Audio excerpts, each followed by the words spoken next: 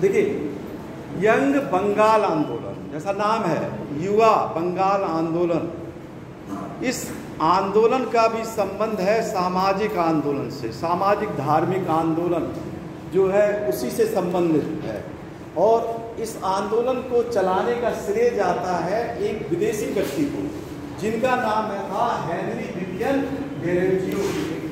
इनका नाम था हेनरी विवियन डेरोजियो।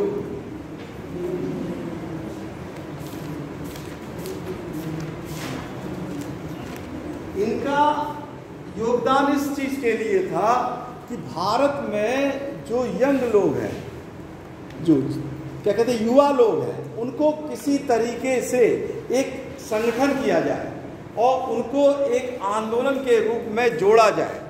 ऐसा माना जाता है कि देश में पहली बार किसी युवाओं को जोड़ने का श्रेय इसी आंदोलन को जाता है।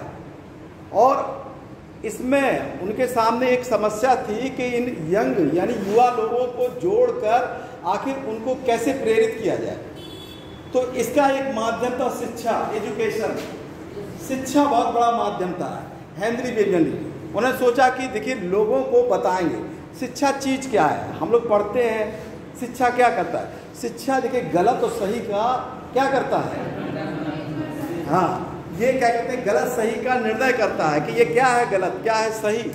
तो उन्होंने भी सोचा कि भारतीय लोगों को अगर कोई चीज़ हम बताएंगे तो हो सकता है कि वो ना समझे, क्योंकि उस समय धार्मिक प्रभाव बहुत था। धार्मिक प्रभाव बहुत ज़्यादा था लोगों के अंदर। कोई चीज़ समझाने के लिए उनको शिक्षित करना बहुत जरूरी था।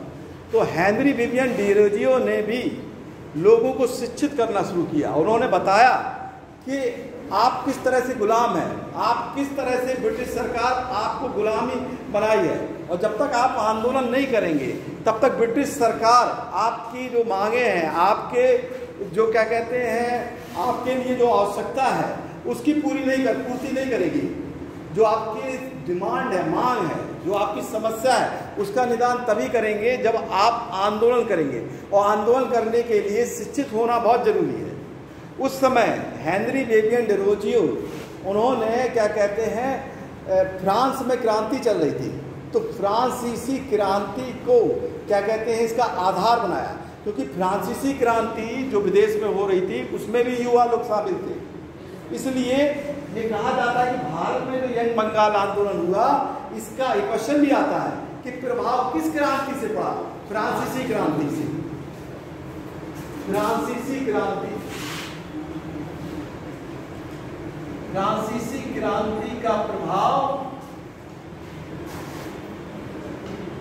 यंग बंगाल आंदोलन पर पड़ा।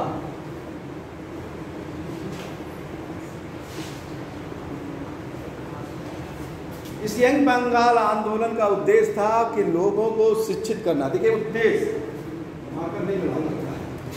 देखिए उद्देश्य क्या था, उद्देश्य था लोगों को शिक्षित करना।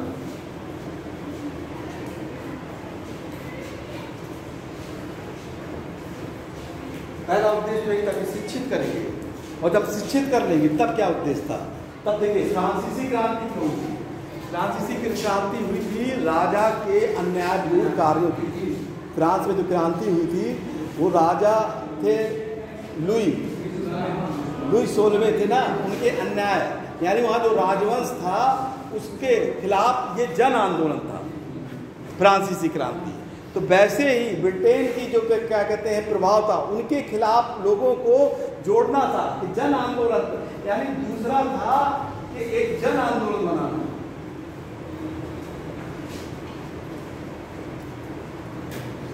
ब्रिटिश सरकार के खिलाफ।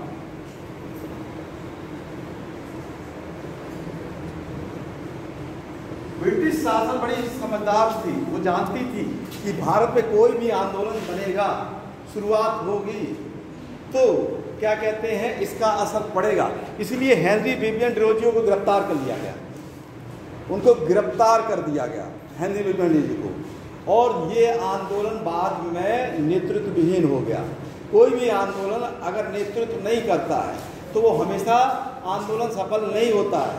आप लोग देख सकते हैं 1857 की क्रांति का नेतृत्व किसी एक व्यक्ति ने नहीं किया, किसी एक व्यक्ति ने नहीं किया, इसीलिए वो आंदोलन बहुत ज़्यादा सफल नहीं हुआ। जब भी आंदोलन कोई क्या कहते हैं नेतृत्व या प्लानिंग योजना से नहीं बनती है तब तक वो सफल नहीं होती है।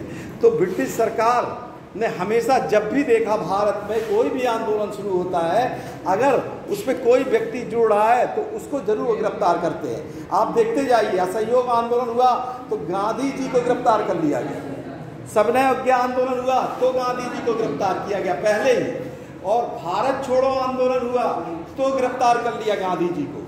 ये आ जाइए, बिना पूछे आइए। उधर से बंद है क्या? अच्छा, बाहर से। अच्छा चलिए, कोई दिक्कत नहीं। अरे आप बंद कर लीजिए, सब लोग आ गए। तो आपने देखा, ऐसे ही देखिए 1857 की क्रांति में जब सैनिक लोग बहादुर शाह को शासक घोषित किए तो उन्होंने बहुत दिमाग लगाया कि अगर इनको यहाँ रखेंगे इंडिया में तो फिर इनको नेतृत्व दे दिया जाएगा, इसलिए कहाँ भेज दिए थे? रंगून भेज दिए थे। तो वैसे ही हेनरी विवियन डेरोजियो को क्या कहते हैं गिरफ्तार कर लिया, इसलिए ये आंदोलन इतना क्या कहते हैं विकसित नहीं हो पाया। लेकिन ये इस आंदोलन ने एक नींव रखी भारत में, यानी युवाओं लोगों के अंदर एक भावना तो जागृत हुई। अगर आप किसी के अंदर चिंगारी लगाते हैं तो कभी ना कभी तो वो आग बनेगा ही। आगे चल के हम देखते हैं स्वदेशी आंदोलन में कि स्वदेशी आंदोलन में बहुत लोग युवा लोग आगे आए और उन्होंने भाग लिया।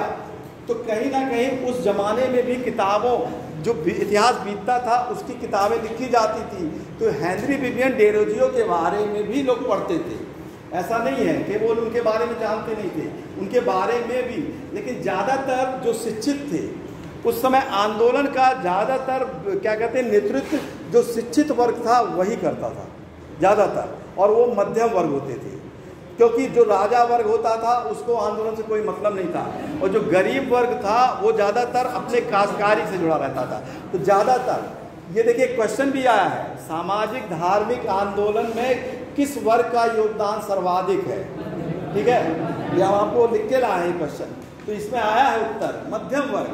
मध्यम वर्ग ने ही भी क्या कहते हैं ये आंदोलन, और कांग्रेस पार्टी की भी जब स्थापना हुई थी 1885 में तो सभी मध्यम वर्ग थे, उन्होंने ही क्या कहते हैं एक राष्ट्रीय आंदोलन बाद में खड़ा किया।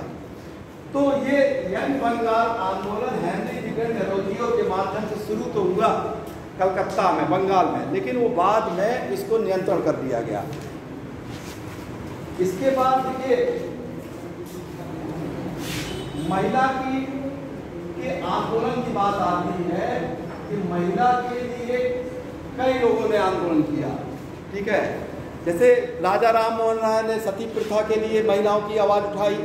ठीक है, लेकिन फिर भी उस समय समस्या सबसे ज़्यादा ये थी कि महिलाओं को शिक्षित करना बहुत जरूरी था। उस समय भी महिलाएं शिक्षित नहीं थी, और इसी शिक्षा के अभाव से ही ये जो सामाजिक क्या कहते हैं रूढ़िवादिता थी यही बनी थी।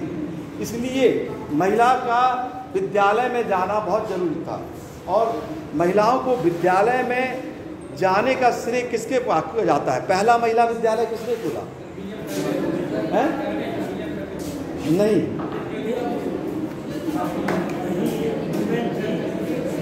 वो भी एक अंग्रेज थे, वो भी एक अंग्रेज थे जिसने पहला महिला विद्यालय खोला कि लड़कियों को क्या कहते हैं महिला विद्यालय का मतलब हो गया कि आधुनिक शिक्षा दी जाए। यहाँ हमारा महिला विद्यालय कहने का मतलब ये नहीं कि शिक्षा पहले नहीं चलती थी, उस जमाने में महिला विद्यालय खोलकर मॉडर्न शिक्षा यानी क्या कहते हैं विज्ञान की शिक्षा दिया जाए, भूगोल की शिक्षा दिया जाए, सिर्फ धार्मिक शिक्षा ना दिया जाए। और इसका श्रेय जाता है बैथून को। 1849 ईस्वी में बैथून में पहला महिला विद्यालय कलकत्ता में खोला है।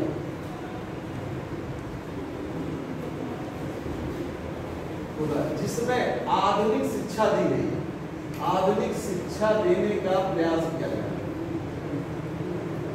आधुनिक शिक्षा का मतलब होता है कि इतिहास के विषय में जानकारी दी गई। अब जब आप किसी का इतिहास ही नहीं पढ़ेंगे तब कैसे जानेंगे कि ये लोग कैसे थे, क्या उनके बारे में क्या जानेंगे। जब आप न्यूटन का इतिहास नहीं पढ़ेंगे तो या क्या कहते हैं, आप किसी भी क्या कहते हैं ऐसे लोगों का इतिहास नहीं पढ़ेंगे तो कैसे इनके बारे में जानेंगे। तो उस समय इतिहास की शिक्षा दी गई, विज्ञान की शिक्षा दी गई, ये विषय बनाया गया, विज्ञान पर पढ़ाया गया, भूगोल पढ़ाया गया। ये आधुनिक शिक्षा देने का श्रेय जाता है बैथून को। पहली बार महिला पाठशाला उन्होंने स्थापित किया और लोग महिलाओं को क्या कहते हैं शिक्षित करना प्रारंभ किया। उसके बाद डीके कर्वे उन्होंने देखिए भारतीय महिला विश्वविद्यालय उन्होंने स्थापित किया। ठीक है, उन्होंने 1906 ईस्वी में भारतीय महिला विश्वविद्यालय उन्होंने स्थापित किया और महिलाओं के लिए भी काम किया। तो ये बैथून ही थे जो पहले क्या कहते हैं शिक्षक किए। अब देखिए आप लोगों के लिए हम एक क्वेश्चन लाए हैं, ये इसी का भाग भी है और ये क्वेश्चन हम आपको पढ़ते हैं। ये 20 क्वेश्चन करीब लाए हैं और इसमें हम आपको बताते हैं कि कैसे एक सामाजिक धार्मिक आंदोलन में एक क्वेश्चन पूछा गया है।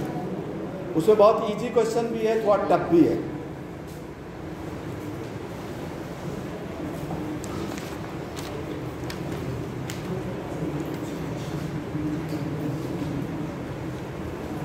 देखिए ये हमने ऑप्शन बाद में दे सकते हैं, लेकिन ये पहला क्वेश्चन पूछा है कि भारत के किस वर्ग को पश्चिमी सभ्यता ने प्रभावित किया।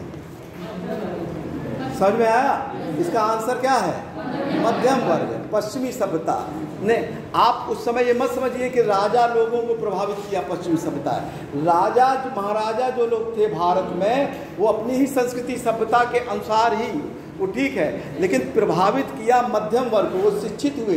राजा बहुत शिक्षित नहीं थे उस जमाने में। ठीक है, राजा इसलिए नहीं शिक्षित थे कि राजा को जब क्या कहते हैं वायसराय की कार्यकारिणी में जब सदस्य बनाया जाता था तो राजा लोगों को बना दिया जाता था।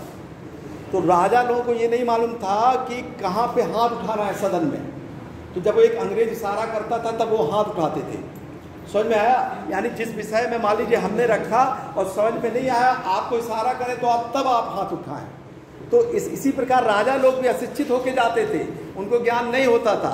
तो किसी विषय पे अगर डिस्कशन होता था वायसराय गवर्नर जनरल की कार्यकारिणी में, तो राजा को जब जानकारी नहीं होती थी तो इशारा किया जाता था, तब वो हाथ उठाते थे कि हाँ ये सही है। इसमें देखिए एक क्वेश्चन ये है कि किस को भारतीय जागृति का जनक कहा जाता है?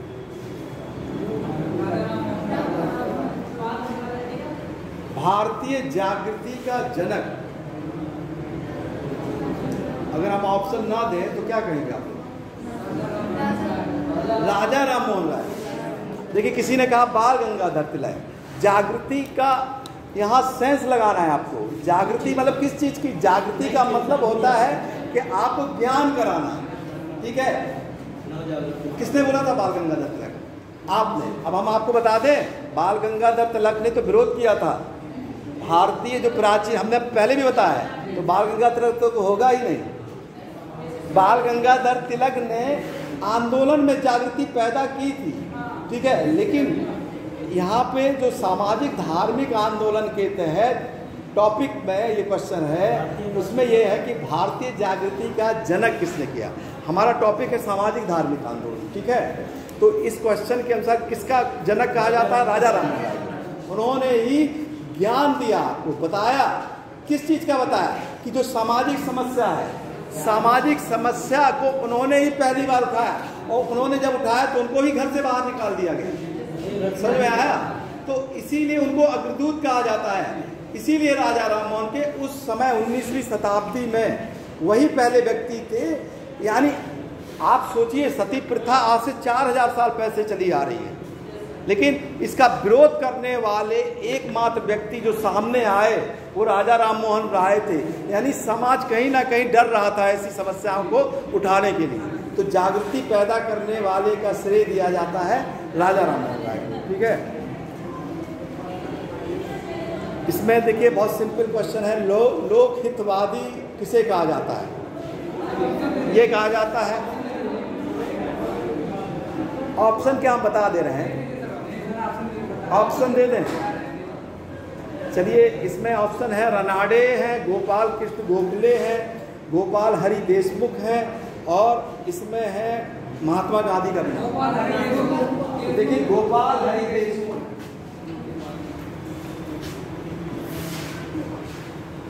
गोपाल हरि देशमुख, ये महाराष्ट्र के थे। इन्होंने भी उस समय, इन्होंने भी, ये मध्यम वर्ग के थे, पश्चिमी सभ्यता का इन्होंने समर्थन किया। पश्चिमी सभ्यता का जब समर्थन कहते हैं तो कहने का मतलब है एजुकेशन से संबंधित, शिक्षा का, ऐसी शिक्षा कि समाज की रूढ़िवादिता को दूर करे, तो इन्होंने समर्थन किया इन्होंने। और लोगों के लिए जैसे पर्दा प्रथा हुआ, ठीक है, लोगों के लिए जैसे बाल विवाह, इसका इन्होंने महाराष्ट्र में विरोध किया। इसीलिए इनको क्या कहते हैं, लोकहितवादी नाम से बताया गया, यानी लोगों के हित की बात कहलाने लगे। बाद में इनको गवर्नर जनरल की कार्यकारिणी का सदस्य भी बनाया गया। और महात्मा गांधी के पहले, महात्मा गांधी ने तो खादी का किया ही था शुरुआत, लेकिन उसके पहले इन्होंने अपने हाथ से खादी का बना हुआ कुर्ता पैजामा पहना था, ठीक है, अपने ही हाथ से बुनकर। तो अगर ये क्वेश्चन आ जाए कहीं के सबसे पहले खादी से किस भारतीय नेता ने, तो गांधी जी मत मानना, ठीक है। ये गोपाल हरि देशमुख थे जिन्होंने खादी खुद स्वयं अपने हाथ से खादी का कपड़ा बनाकर पहनकर, ये क्या कहते हैं, सदस्य बनकर गए थे, ठीक है। महाराष्ट्र में विधवा पुनर्विवाह का आंदोलन का नेतृत्व किसने किया? महाराष्ट्र में विधवा पुनर्विवाह, अगर ये पूछ लें कि पुनर्विवाह आंदोलन का नेतृत्व किसने किया? ईश्वर चंद्र विद्यासागर। लेकिन इसमें क्वेश्चन पूछा गया है कि महाराष्ट्र में, तो महाराष्ट्र में आप लोगों को क्या लगता है? रनाडे। वैसे ये डीके कर्वे सही है, ठीक है, क्योंकि उन्होंने विधवाओं के लिए, ठीक है, बहुत ज़्यादा उन्होंने आश्रम भी बनाया और पुनर्विवाह के लिए उन्होंने महाराष्ट्र में चलाया था आंदोलन।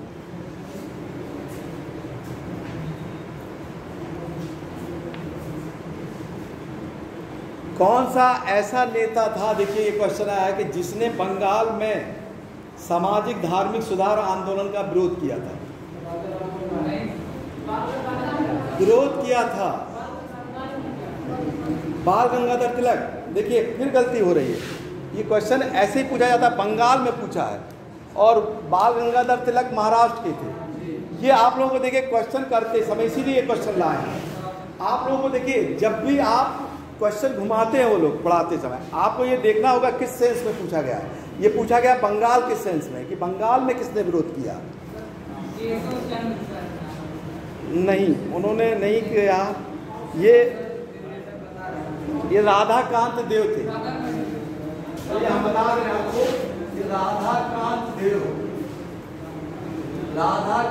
देव थे। देखिए इन्होंने, जब राजा राम मोहन राय ने ये आंदोलन शुरू किया तो इन्होंने 1830 ईस्वी में उसका विरोध कर दिया। सामाजिक धार्मिक सुधार आंदोलन का बंगाल में इन्होंने विरोध कर दिया, और इन्होंने एक सभा भी बना दिया। जैसे राजा राम मोहन राय ने कौन सा सभा बनाया था? ब्रह्म समाज या ब्रह्म सभा, ठीक है, तो इन्होंने बना दिया धर्म सभा। राधाकांत देव, इन्होंने 1830 ईस्वी में बना दिया धर्म सभा।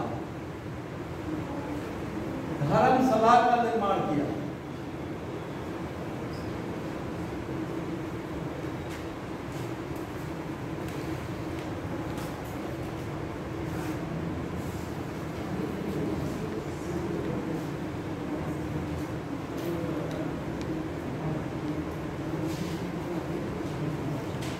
(1891) का अधिनियम किस समाज सुधारक के प्रयास से बना था? चलिए इसका ऑप्शन दे देते हैं हम आप लोगों को। 1891 का अधिनियम, इसका ऑप्शन है बहराम जी मालाबारी, बी डीके कर्वे, सी दयानंद सरस्वती, डी देवेंद्रनाथ टैगोर।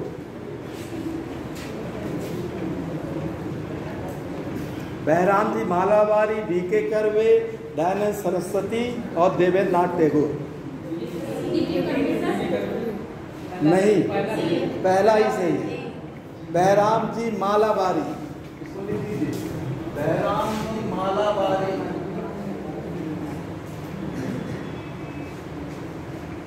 इन्हीं के प्रयास से 1891 का क्या कहते हैं अधिनियम बना था, महिला अधिनियम, महिला विवाह अधिनियम। और इस अधिनियम का विरोध किया था बाल गंगाधर तिलक ने।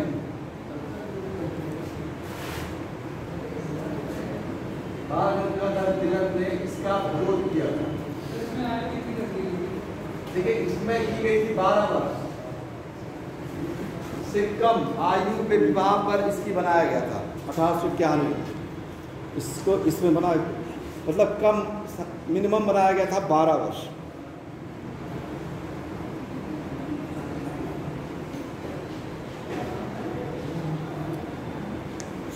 (1843) एक अगला क्वेश्चन है, इसको नोट कर लीजिए जो हमने बताया। 1843 के किस एक्ट से दास प्रथा समाप्त किया गया? और चलिए इसको बताइए पहले। चलिए, act 5, act 6, act 17, act 15। Act 6 यानी 6, एक्ट 7 यानी 7, एक्ट 15 यानी 15, एक्ट 17 यानी 17।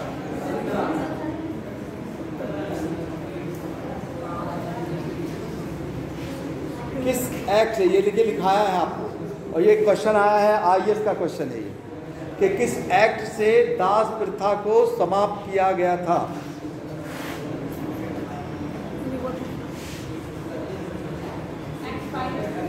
एक्ट 5 सही है, एक्ट 5।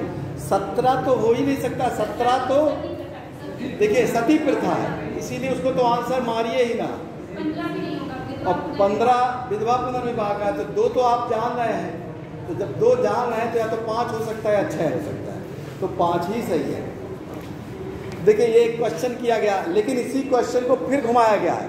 आप लोगों ने ये क्वेश्चन तो एक्ट के माध्यम से पढ़ा, लेकिन आईएएस का ही एक क्वेश्चन फिर आया इसी में कि सर्वप्रथम ब्रिटिश किस अधिनियम में दास प्रथा को हटाने की चर्चा की गई थी?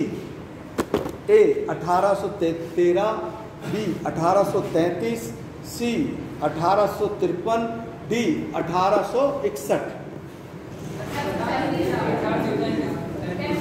1833 में लॉर्ड विलियम बेंटिंग के काल में ये एक्ट जब पारित हुआ था तो उसमें ये लिखा गया था कि भारत में दास प्रथा को हटा देना चाहिए। सिर्फ लिखा हुआ था, लेकिन कानून नहीं बना था। देखिए, 2 चीज़ होती है, एक चीज़ होता है कि आपको आदेश जारी किया गया, एक क्या होता है लागू किया गया। आप इसको ऐसे भी जब आप संविधान पढ़ेंगे तो 2 चीज़ हमेशा लोग कंफ्यूजन करते हैं। एक होता है अधिनियम बनता है, एक होता है अधिनियम लागू होता है। जब संसद पारित कर बना देती है तो वो होता है लागू, मतलब बन गया है, लेकिन जिस डेट को लागू होता है वो डेट अलग होती है वो, ठीक है। तो वैसे ही 1833 के अधिनियम में पहली बार ये चर्चा की गई थी ब्रिटिश सरकार ने कि भारत में दास प्रथा नहीं होनी चाहिए। लेकिन 1843 में जब लॉर्ड एलन बिरो भारत के गवर्नर जनरल थे तो उन्होंने एक्ट 5 से इसको क्या किया, गैर कानूनी घोषित कर दिया दास प्रथा को। तो ये क्वेश्चन था, ये 2 क्वेश्चन आ चुके हैं आईएएस में।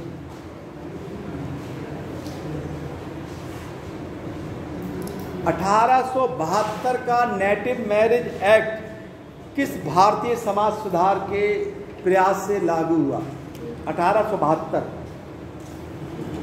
ऑप्शन इसमें ही बोलते हैं, ए देवेंद्रनाथ टैगोर, बी डी के कर्वे, सी महागोविंद रानाडे, डी केशव चंद्र सेन। एकदम आप लोग बिल्कुल मन में बैठा लीजिए, जल्दबाजी कोई ज़रूरत नहीं है। क्योंकि जल्दबाजी से हम लोग का जो सोचने की पद्धति हो सकता है गलती हो जाए। ऑप्शन फिर बोल दे रहे हैं आपको। पहला ऑप्शन क्या है? देवेंद्रनाथ टैगोर, दूसरा DK कर्वे, तीसरा रानाडे और चौथा केशव चंद्र सेन। ये ऑप्शन है। 1872 का अधिनियम है? नहीं, जिसने अभी बोला था पहले वही सही था, यानी DK कर्वे, नहीं सॉरी केशव चंद्र सेन। केशव चंद्र सेन हमने पढ़ाया था आप लोगों को, हमने बताया था कि उन्हीं ने बनवाया एक कानून। उन्होंने 1872 का एक कानून बनवाया ब्रिटिश सरकार के से। जब वो कानून पास हुआ उसमें भी यही था कि 12 वर्ष से कम लड़की का विवाह नहीं करना चाहिए, उसमें भी यही नियम था। लेकिन बाद में अपनी ही लड़की का विवाह उन्होंने कर दिया, हमने बताया था ना। तो ये उन्हीं के प्रयास से। और जब उन्होंने अपनी लड़की का विवाह किया तो उनको उस समाज से, वो एक समाज से जुड़े थे, ठीक है, ब्रह्म समाज से जुड़े थे जाके। जब उनको अलग कर दिया तो उन्होंने एक अलग समाज बनाया, भारतीय ब्रह्म समाज, ठीक है। तो ये कानून जो पारित हुआ इन्हीं के अधिनियम से। उस समय गवर्नर जनरल थे लॉर्ड नॉर्थ गवर्नर जनरल थे। और 1891 में जब पास हुआ था तो लॉर्ड लैंसडाउन थे, ये हम आपको बता चुके हैं। तो क्वेश्चन यानी जो पूछा गया है बहुत कठिन नहीं पूछते हैं, पर थोड़ा घुमाते हैं क्वेश्चन को।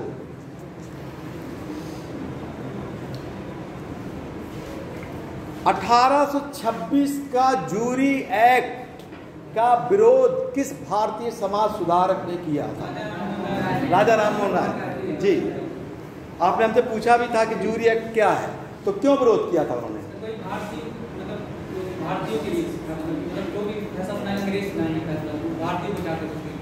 देखिए 1826 का अंग्रेजों ने एक जूरी एक्ट पारित किया कि अगर क्या कहते हैं भारतीय लोगों की सुनवाई अगर होगी तो जब जज नियुक्त किया जाएगा तो वो क्या कहते हैं ब्रिटिश जज भी हो सकता है और भारतीय जज भी हो सकते हैं, भारतीय लोगों की सुनवाई करते समय चाहे।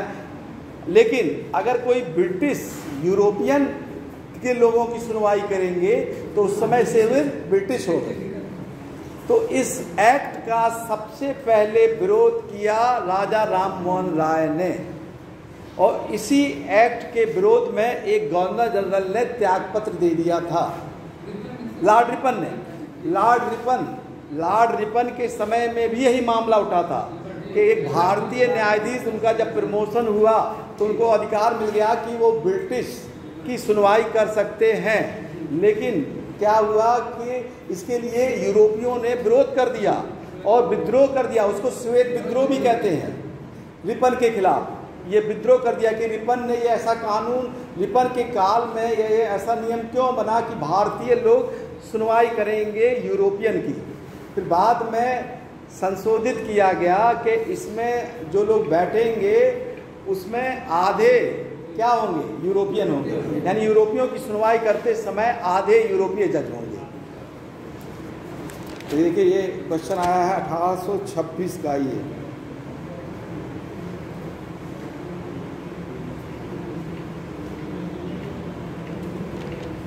हाँ, इससे पूछा गया है कि किस गवर्नर जनरल के काल में विधवा पुनर्विवाह अधिनियम पारित हुआ था?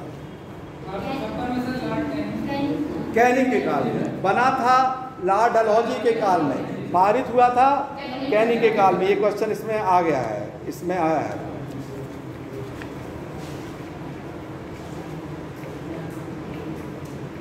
शारदा एक्ट में जो पारित हुआ था उस समय लड़की और लड़के के विवाह की आयु क्या थी?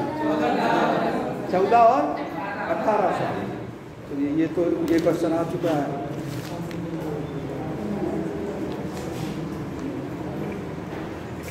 ये देखिए इसमें एक क्वेश्चन सामाजिक, किसने कहा था कि यदि भगवान अपरिष्टता करेंगे तो उन्हें कभी नहीं माफ करूंगा? अगर भगवान भी अपरिष्टता यानी छुआछूत करते हैं। अब हम आपको ऑप्शन दे रहे हैं, देखते हैं कि कौन सही आंसर होता है। A Bal Gangadhar Tilak, B Mahatma Gandhi, C Bhimrao Ambedkar, D DK Karve. ये किसने कहा था कि अगर भगवान भी अपरिशता करेंगे, या ये इसका क्वेश्चन है, तो उन्हें कभी माफ नहीं करूंगा? ए बाल गंगाधर तिलक, बी भीमराव अंबेडकर, सी महात्मा गांधी, डी के कर्वे।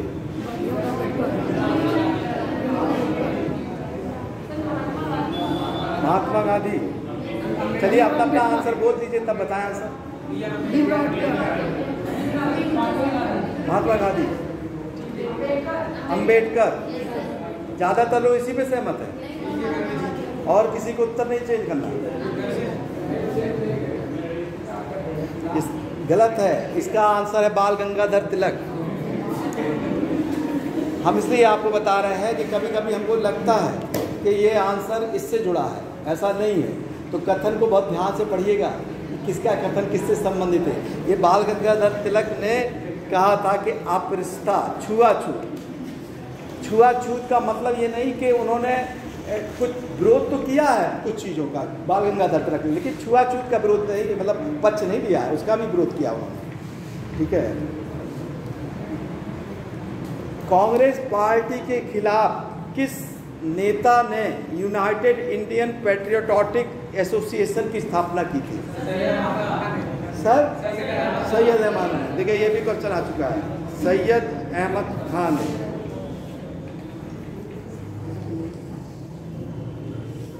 विधवा आश्रम की स्थापना डी.के. कर्वे ने किस स्थान पे की थी? महाराष्ट्र के किस स्थान पे? ये ऑप्शन है, बम्बई, पूना, अहमदनगर, इनमें से कोई नहीं। पूना में देखिए, पूना में उन्होंने विधवा आश्रम की स्थापना की थी और बम्बई में महिला विश्वविद्यालय की स्थापना उन्होंने की थी।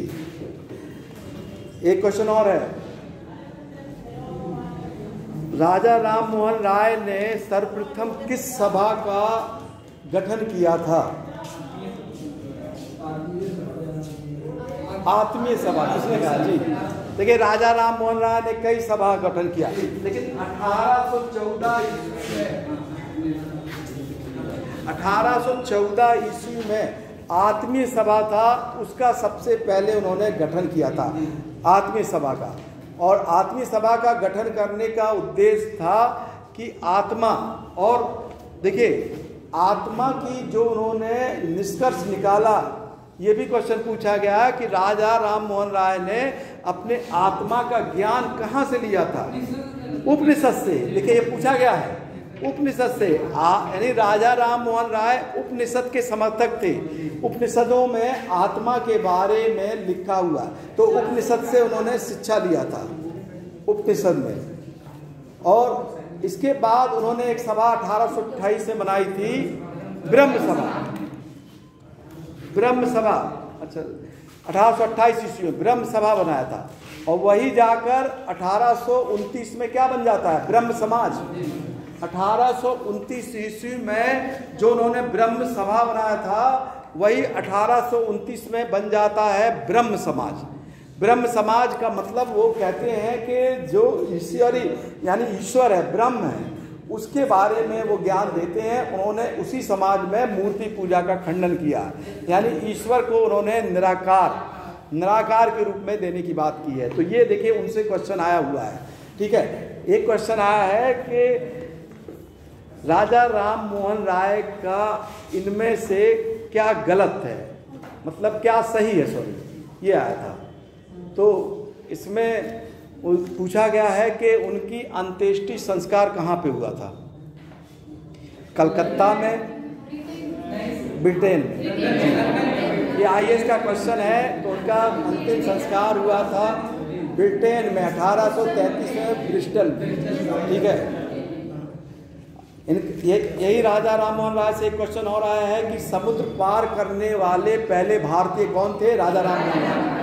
और इनके बारे में एक और आया था कि किस मुगल शासक ने इनको राजा की, ठीक है, ये भी क्वेश्चन है। अकबर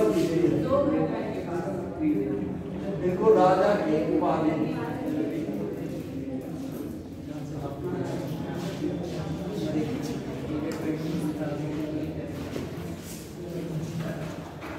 इसमें एक क्वेश्चन है कि किस भारतीय ने सबसे पहले स्वराज की मांग की थी?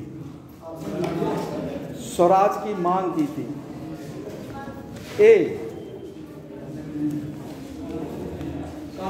बाल गंगाधर तिलक, चलिए इन्होंने बता दिया स्वामी दयानंद सरस्वती। ऑप्शन जब बोला जाएगा जब किसी का सही नहीं रहेगा। इनका देखिए सही है स्वामी दयानंद सरस्वती। हमेशा स्वराज शब्द का देखिए, इस स्वराज से आप लोग को और बताते हैं 4 क्वेश्चन और बनते हैं, ठीक है। स्वराज से हमेशा लोग कंफ्यूजन करते हैं। सबसे पहले स्वराज की माँ मतलब शब्द का उल्लेख किया था दयानंद सरस्वती ने, ठीक है, स्वराज की, ठीक है। उसके बाद स्वराज, उसके बाद देखिए स्वराज की बात आती है तो कांग्रेस का अधिवेशन हुआ था 1905 में बनारस में, 1905। इसको पहले मिटाते हैं।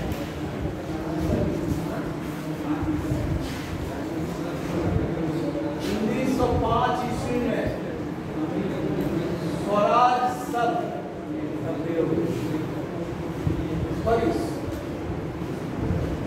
ये 1906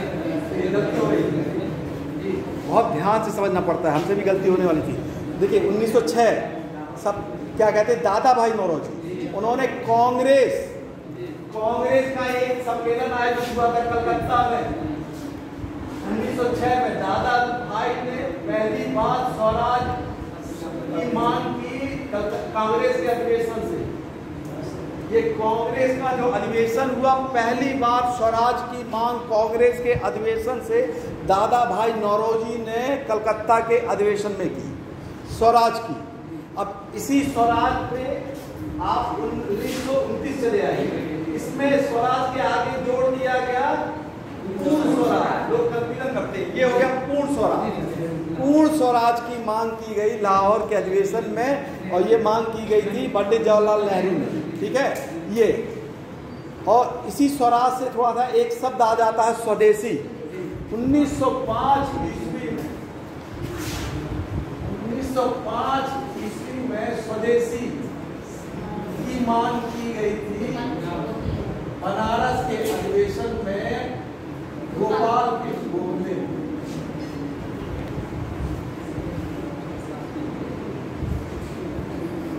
ये गोपाल कृष्ण जो गोखले थे इन्होंने, तो आप लोग देखिए स्वदेशी, स्वराज, पूर्ण स्वराज और स्वराज, ये देखिए 4 क्वेश्चन ऐसे हैं कि स्वराज से संबंधित आते हैं, ठीक है। और इसी स्वराज की मांग, इसके आगे भी आप जाएंगे तो स्वराज का एक नारा दिया था, क्या कहते हैं, एक आंदोलन चला था, होम रूल आंदोलन 1916 ईस्वी, 1916 ईस्वी होम रूल आंदोलन।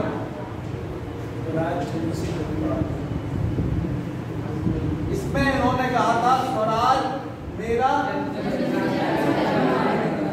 तो गलती होती इसलिए है कि हम लोग जिस चीज पे ज्यादा पढ़ते हैं दिमाग में रहेगा ऑप्शन को, जैसे हमने यही पढ़ा है और क्वेश्चन पूछा गया कि स्वराज, अलग अलग तरीके के क्वेश्चन पूछे गए हैं। देखिए आप समझिएगा, तो या तो आप उस शब्द को बहुत ध्यान से समझिए। स्वराज मेरा जन्म अधिकार कहा था उन्होंने, तिलक ने, यहाँ सिर्फ उन्होंने स्वराज की बात नहीं कही थी, उन्होंने पूरा एक वाक्य बोला था, स्वराज मेरा जन्म सिद्ध अधिकार। लेकिन जब क्वेश्चन में आया कि स्वराज पहली बार किसने किया, तो दयानंद सरस्वती। लेकिन अगर स्वराज शब्द का मांग किया गया तो ये पूछा जाएगा कांग्रेस के अधिवेशन से, तब दादा भाई ने, यानी ये क्वेश्चन कई बार आ चुका है।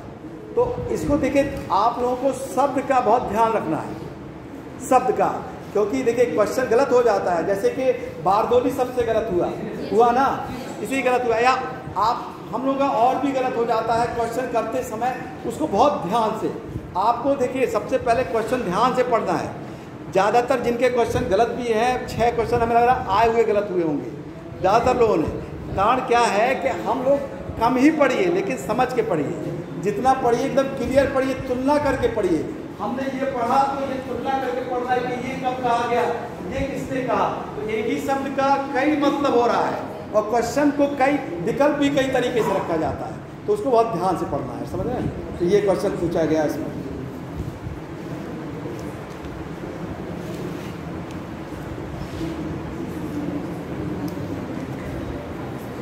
देखिए इसमें पूछा गया है कि गौ गौ रक्षा संगठन से इसमें कौन कौन जुड़ा था, इसमें कौन व्यक्ति जुड़े थे। इसमें ऑप्शन लिखा है, इसमें 2 लोगों का दिया गया है, दो लोगों का विकल्प दिया गया है। ए विकल्प दिया गया है तिलक, डीके कर्वे,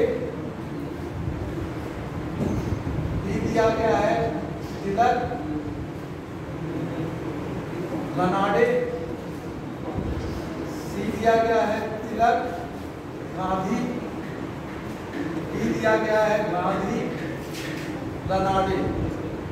इसमें सीधा क्वेश्चन में घुमा के पूछा है कि गौ रक्षा संगठन यानी गौ रक्षा के संगठन से यानी के से कौन 2 व्यक्ति जुड़े हैं। ऑप्शन है सारे।